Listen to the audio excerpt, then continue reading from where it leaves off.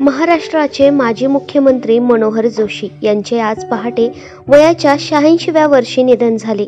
बाळासाहेबांचा कडवट शिवसैनिक म्हणून त्यांची ख्याती होती। मनोहर जोशी यांचा जन्म 2 डिसेंबर 1937 रोजी बीडमध्ये झाला होता। त्यांचे बालपण अतिशय गरिबीत गेले। त्यांना 2 वेळच्या जेवणाचीही भ्रांत होती। शिक्षणासाठी मनोहर जोशी मुंबईमध्ये स्थलांतरित झाले। मुंबईत आल्यानंतर महापालिकेत त्यांनी काही काळ नोकरी केली।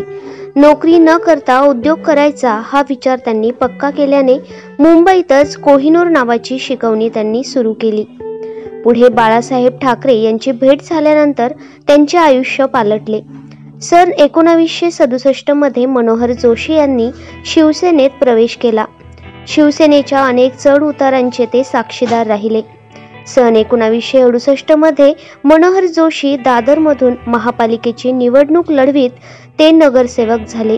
त्यानंतर सन 1976 ते 1977 या काळात मुंबईचे महापौर, विधान परिषद, विधानसभा आमदार, सन 1995 मध्ये महाराष्ट्राचे मुख्यमंत्रीपद, खासदार, केंद्रीय मंत्रीपद, लोकसभा अध्यक्ष अशी त्यांची राजकीय कारकीर्द बहरत गेली।